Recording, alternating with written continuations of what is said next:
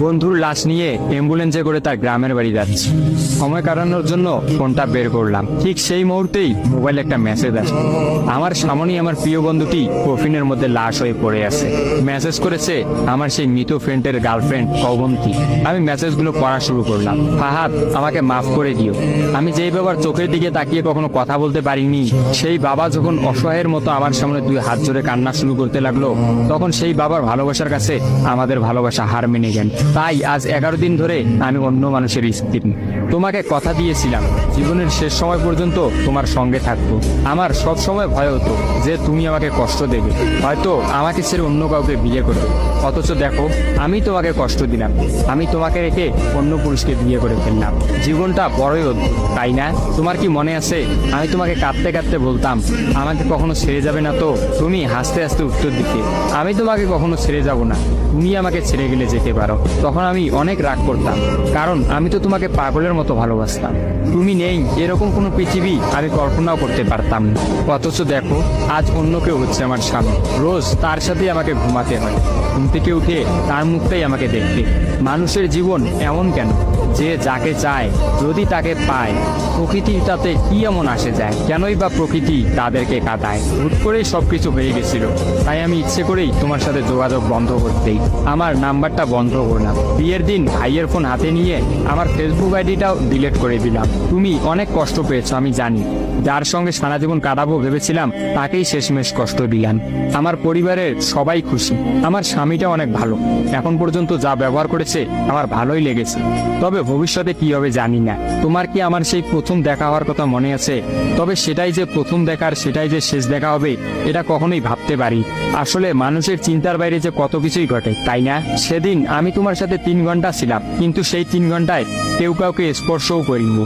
কিন্তু তুমি যখন আমাকে তোমার রিক্সায় তুলে নিতে তোমার হাতটা বাড়িয়ে দিলে, তখন আমি তোমার হাতটা প্রথম স্পর্শ করেছিলাম। বিশ্বাস করো, সেদিন আমার কিছুতেই তোমার হাতটা ছাড়তে ইচ্ছা করছিল না। তোমার ঘরে আমার জন্য কিনে রাখা শাড়িগুলো নিশ্চয়ই এখনো আছে। আচ্ছা, আমি তো এখন আর তোমার নই, ওই শাড়িগুলোকে আমি পাবো? তোমার তো যখনই কোনো শাড়ি পছন্দ হতো তুমি কিনে রেখে দিতে, আমি বলতাম বিয়ের পর সবগুলো একসঙ্গে নেব। দেখো, আজ আমি বিবাহিত, কিন্তু আমার স্বামী তুমি নও। আমি এমনটা কখনোই চাইনি। নিজের পছন্দের একটা মেয়েকে বিয়ে করে নিও, তারপরে শাড়িগুলো তাকে দিয়ে দিই। মেয়েরা শাড়ি কতটা পছন্দ করে তা কি তুমি জানো? যদি না জেনে থাকো তাহলে বিয়ের পর তোমার বউকে দিয়ে উপলব্ধি করে নিও। তোমার সাথে আমার অনলাইনে পরিচয়, তাই চিন্তা করেছি কোনোদিনও বেঁচে থাকতে আর অনলাইনে যাব না। আমার নাম্বারটাও বন্ধ করে দিয়েছি। আজকের পর থেকে আমাদের আর কোনোদিন কথা হবে না। তোমার কাছে একটা অনুরোধ, যদি চলার পথে আমাদের কোনোদিন দেখা হয়ে যায় তাহলে প্লিজ তুমি অচেনা হয়ে চলে যেও। নিজের যত্ন নিও আর জীবনটা গুছিয়ে নিও। জীবন তো একটাই, ভালো থেকো। কিন্তু আমি ভালো নেই। ইতি, তোমার ওই অবন্তী। সবগুলো মেসেজ একত্রে পড়লাম। আমার সামনে চিরনিদ্রায় শুয়ে আছে ফাহাদ। অবন্তী পরপর 5 দিন অনলাইনে আসেনি এবং ফাহাদের সাথে কোনো যোগাযোগ করেনি। তখন এক রাতে অফিস থেকে ফিরে ফাহাদ রাগ করে তার ফোনটা আসার গিয়ে ভেঙে ফেলে। ভাঙা মোবাইল আর ঠিক করা হলো না। ফাহাদ তার সিমটা আমার ফোনে ইনস্টল করে।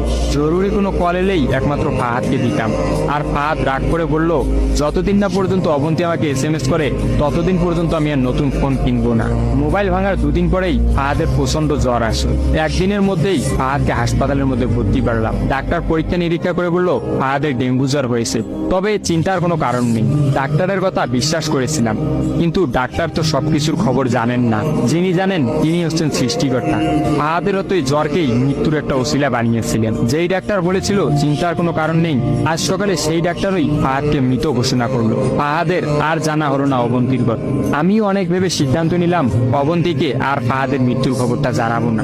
অবন্তী যদি আর সত্যি অনলাইনে না আসে আর সেই পুরোনো সিমটা ইউজ না করে, তাহলে সে ফাহাদের মৃত্যুর খবর কখনোই জানতে পারবে না। কি বা লাভ এই সত্য সংসার জীবন শুরু করা মেয়েটাকে কষ্ট দিয়ে? অথচ আমি ভাবলাম সে হয়তো ভাববে ফাহাদ অনেক ভালো আছে। কোনো একদিন শাড়ি পরতে গিয়ে হয়তো অবন্তী ফাহাদের কথা চিন্তা করে। সে হয়তো ভাববে ফাহাদের কিনা শাড়িগুলো হয়তো তার স্ত্রী পরে রোজ তার সামনে আসে, কিন্তু ফাহাদের সাদা কাফন পরে কবরে যাওয়ার ঘটনাটা না হয় তার অজানাই থাকে। আমি ফাহাদের নাম্বার থেকে অবন্তীর ফোনে একটা মেসেজ দিলাম, আমার জন্য ভেবো না, স্বামীর সাথে নিজেকে মানিয়ে নেওয়ার চেষ্টা করো। বিবাহ বন্ধন জীবনের সবচেয়ে বড় একটা বন্ধন, ভালো থেকো আর স্বামীকে ভালোবেসো। অবন্তী রিপ্লাই দিল, এত সহজে ক্ষমা করে দেওয়ার জন্য অনেক ধন্যবাদ।